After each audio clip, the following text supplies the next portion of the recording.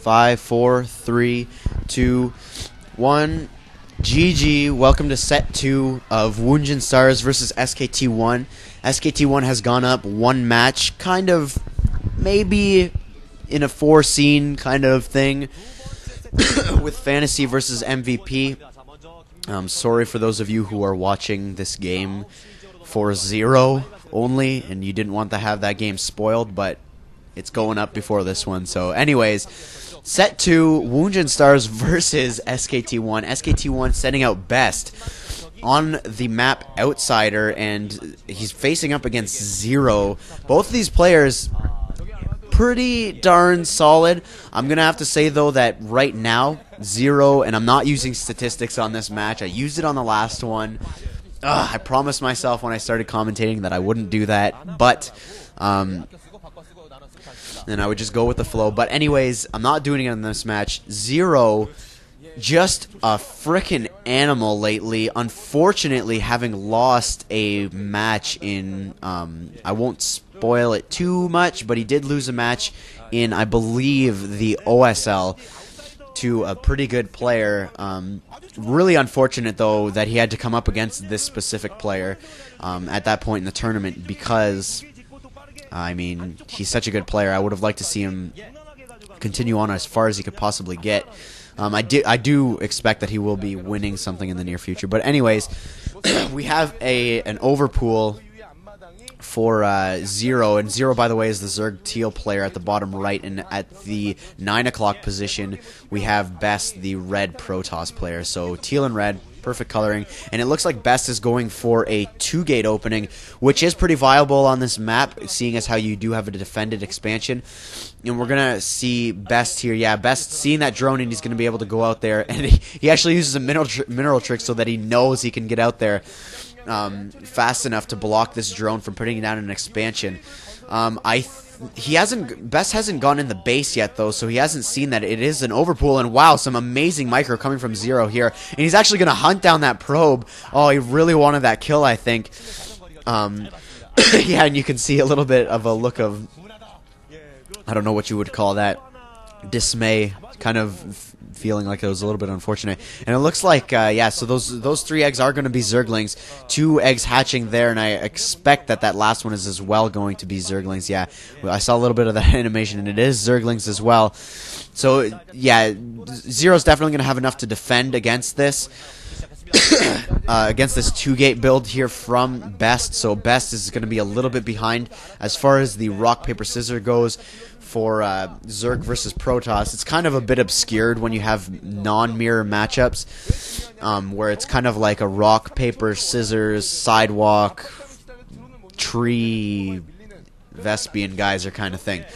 But this is definitely a little bit of an advantageous position for MVP Zero, where he's going to throw up that 3rd hatchery as well, and he's going to force Best to kind of. Best is going to try to catch up as much as possible and throw up a Nexus as early as he possibly can.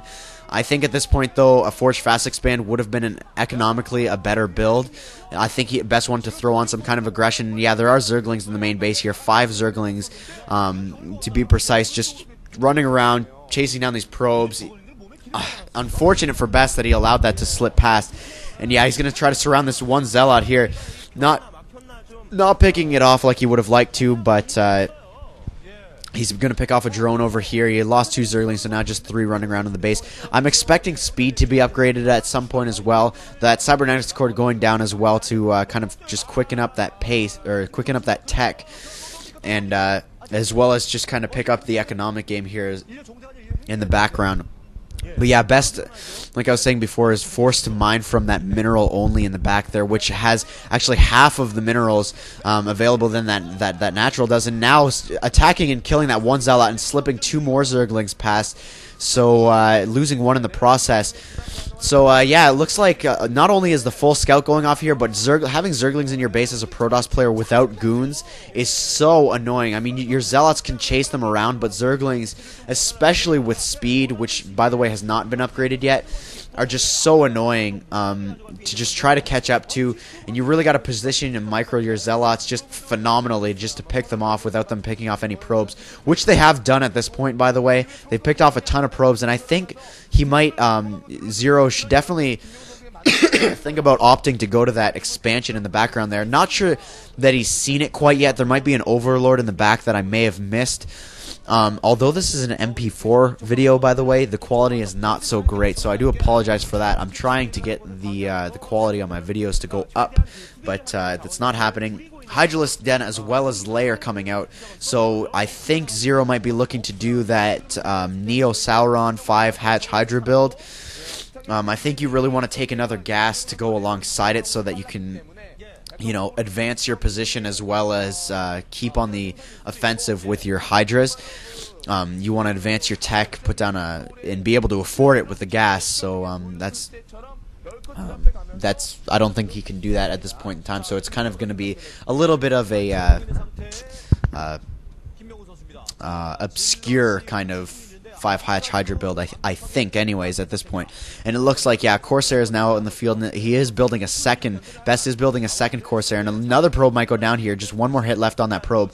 Zero might be thinking about circling around and picking that off. And now Best as well going for an expansion. So really strange builds coming out from both players here. Now that Goon, like I was saying earlier, is out in the field to pick off those Zerglings.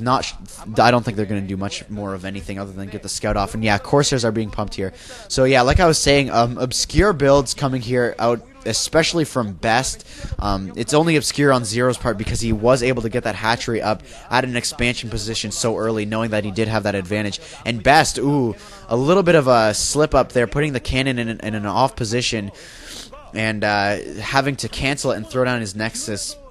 So losing a little bit of minerals on that reposition there, but not really going to do too much damage to him economically, if you know, any at all. And now those Hydras are going to be pumped. 2 sunken colonies on the front door. Hydra is out to defend those Overlords, and I think all of those eggs that are hatching right now are going to be Hydralisks. No, some Zerglings out in the field and some more Hydralisks, but a little bit of a push here coming in from Best. A lot of Zealots on the front door here going to start picking away at those sunken colonies, and this is this attack that I hate dealing with as a Zerg player so much from the Protoss opponent, is these Zealots are just going to pound away, and they're going to be able to absorb so much damage from these unupgraded Hydralisks, and drones having to come off the field here. But what this does for the Protoss opponent is it forces now Scourge out for Zero, but it forces the Hydralisks to focus fire down the Zealots, otherwise be forced to lose the game, I feel.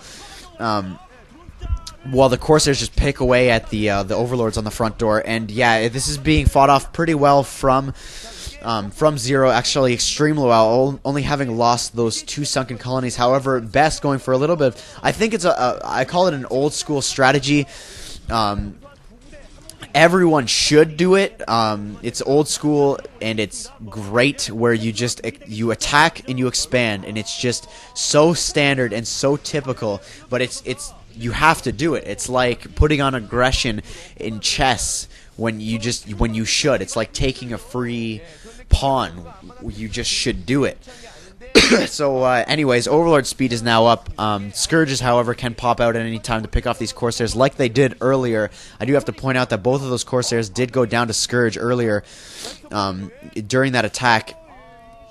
And Lurker's now out in the field, as well as the Templar Archives, I feel, now is going up in the background there. The Observer didn't click on it, but the Citadel was up. And, yeah, so a lot of cannons coming on the front door here. Now Best is a little bit on the back foot here, having lost that massive army, as well as the Corsairs, especially the Corsairs. I think Best's strategy included some kind of a mass Corsair build.